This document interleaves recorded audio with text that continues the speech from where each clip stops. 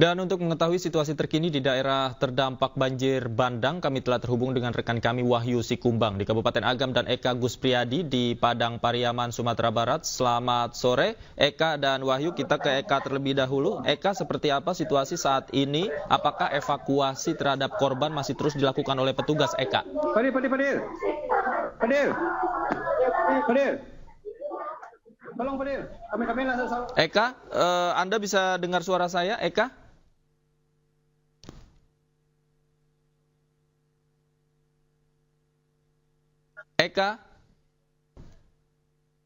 Eka sepertinya masih di mute audionya. Boleh dibuka terlebih dahulu audionya sebelum Anda melaporkan. Eka, seperti apa saat ini situasi di sana? Evakuasi masih terus dilakukan petugas, Eka?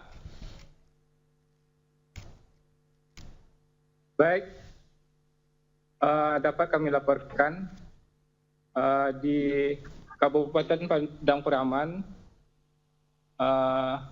tadi pagi hingga sore ini sudah dilakukan penyisiran terhadap korban yang masih dicari sebanyak 7 orang. Korban yang dinyatakan hilang ini sebagian besar berasal dari Kabupaten Tanah Datar. Tim SAR melakukan penyisiran di sekitar aliran sungai Batanganai, Kabupaten Padang Pariaman, termasuk Lemahanai yang ada di Kabupaten Tanah Datar. Demikian. Eka, jadi total saat ini korban ada berapa dan berapa orang lagi yang diduga masih hilang?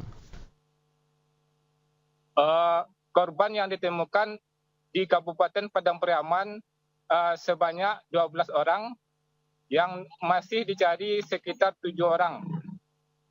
Oke, kalau untuk akses jalan, apakah hingga saat ini masih ada yang terisolir? Kalau untuk jalan saat ini, jalan Padang Bukit Tinggi masih belum bisa dilewati karena badan jalan amblas sehingga tidak bisa dilewati kendaraan baik roda 2 maupun roda 4. Apakah ada jalan alternatif yang bisa digunakan dan berapa jaraknya? Saat ini pengendara yang ingin berangkat dari Padang ke Bukit Tinggi atau sebaliknya harus melewati jalan alternatif Cincin Malala. Jarak jalan tersebut lebih pendek dari jalan lintas utama, namun kondisinya perbukitan dan rawan longsor. Oke, kalau untuk warga terdampak yang mengungsi hingga saat ini berapa catatannya, Eka? Untuk di Kabupaten Padang Pariaman tidak ada pengungsian. Di Padang Pariaman hanya fokus penyisiran korban yang hilang. Oke, penyisiran dilakukan dalam radius berapa meter? Penyisiran dilakukan dari Lemahanai Tanah Datar terus ke aliran sungai Batanganai yang ada di Kabupaten Padang Pariaman sekitar 40 km. Oke, baik. Baik, dari Padang Pariaman, pemirsa, kita akan ke Kabupaten Agam. Kita akan mengetahui informasi terkini di sana bersama Wahyu Sikumbang. Wahyu, seperti apa situasi saat ini di sana? Apakah proses evakuasi korban masih dilakukan, Wahyu? Ya, proses evakuasi untuk di Kabupaten Agam ini tinggal 1 korban lagi yang masih dalam pencarian.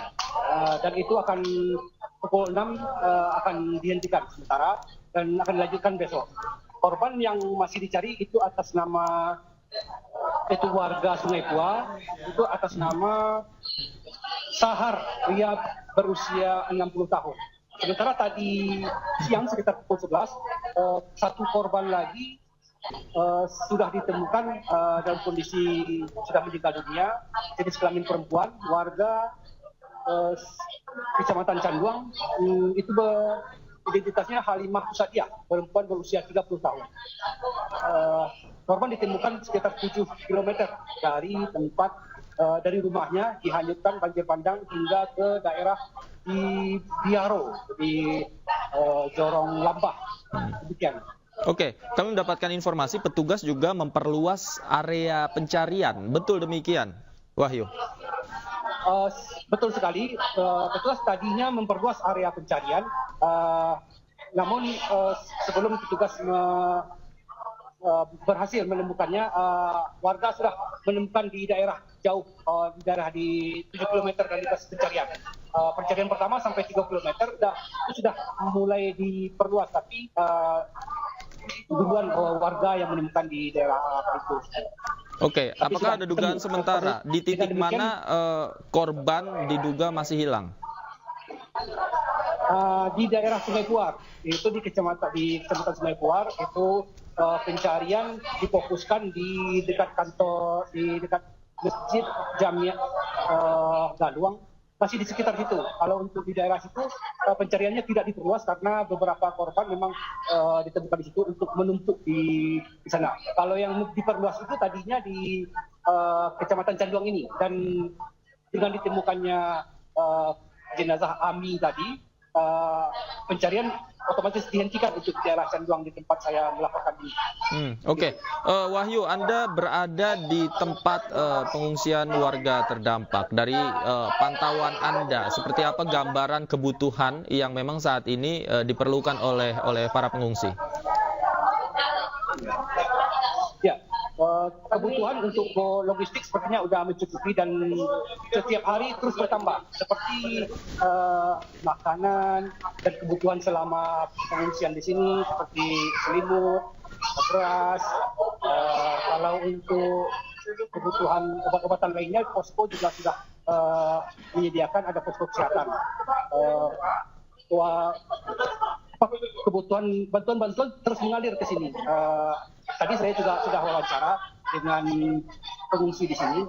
Mereka butuh yang agak kurang itu tuh memang sudah terpenuhi sedikit demi sedikit ya. Pokok dewasa untuk lansia. Tapi yang bukan yang pakai karet. Kalau pakai karet itu susah. Mereka mintanya yang pakai celana. Begitu permintaannya. Oke.